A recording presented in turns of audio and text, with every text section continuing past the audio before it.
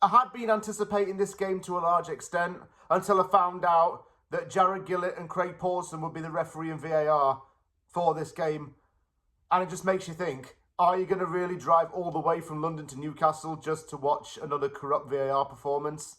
The answer is yes, you are, because you are going to get behind these boys and you are going to get behind West Ham United Football Club, because it's very clear. Win, we're out the relegation zone, less pressure for the final day of the season. Lose, and Spurs win on Tuesday, we're down.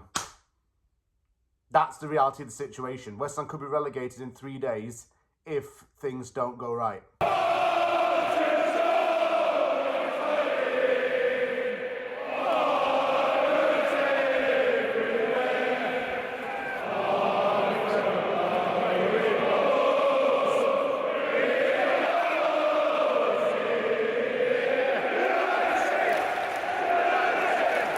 I always love it when West Ham goes up to Newcastle because of, well, a few reasons. One, the fans seem to love the trip up north. They get to do a night out on the tune before the game.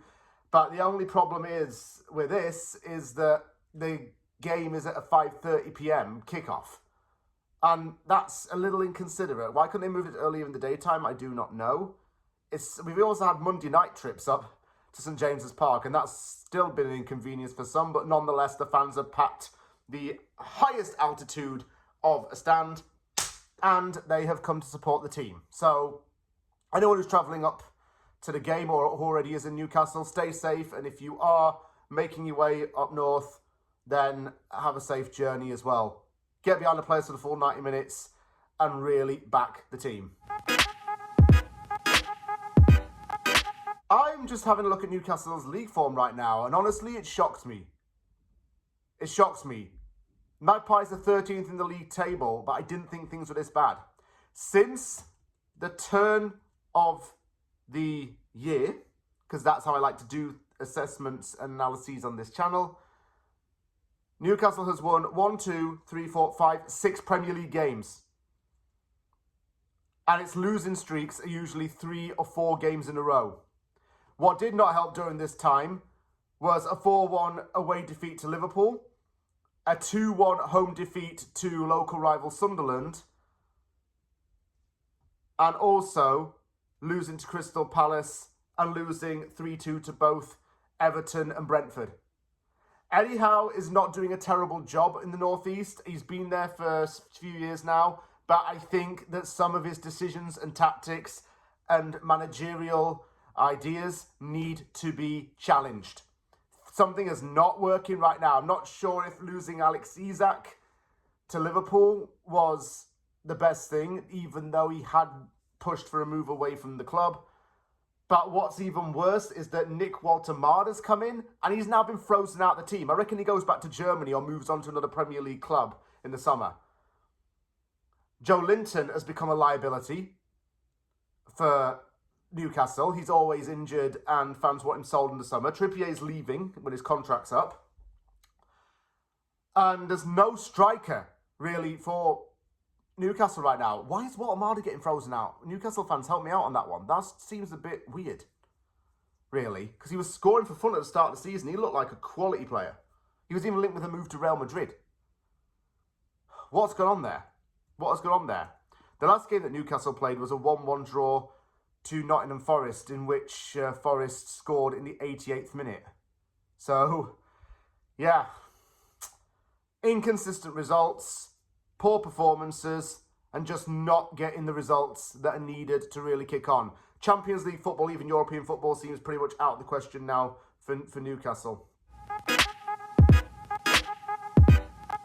Players to look out for include Sandro Tonali, who's linked with a move away from the club. He's linked with a move back to Italy, actually, which is showing how good he's been. I was going to say Johan Visser, but I don't think that we can really talk about him because they spent so much money on that guy and he's been trash. Anthony Gordon is excellent. He's linked with a move to Barcelona. Malik Chow had a really good start to the season. I've not heard much about him from this point onwards, though. Bruno Guimaraes, excellent captain and very well loved on Tyneside. I also go Nick Pope. Good goalkeeper there. And, oh yeah, honourable mention, Harvey Barnes, because he always loves a goal against West Ham, doesn't he? Do you know who came into my mind the other day? Craig Bellamy. He played for both Newcastle and West Ham United and is a player that the Premier League can never forget. Spent a lot of years playing in England, playing for a number of teams. He played for Coventry City, Liverpool, played for Newcastle United, Man City, West Ham. May have missed a few out there, but he's been around. The Welshman is now in charge of the Wales national team. And actually, I would have him as a West Ham manager at some point in the near future. I think he'd really buy into the club. Let's not even think about what could happen because it's a distraction. Let's think about the process in the game as it goes along. Trusting the process really is essential. And maybe not in these times, but it is essential. I am going to say that West Ham wins this with a scrappy 1-0. And it just be the most painful game ever to watch. That's my verdict. Yeah, it's going to be a tough one to watch, this. And if we lose, then I think I'll have to log out of Twitter.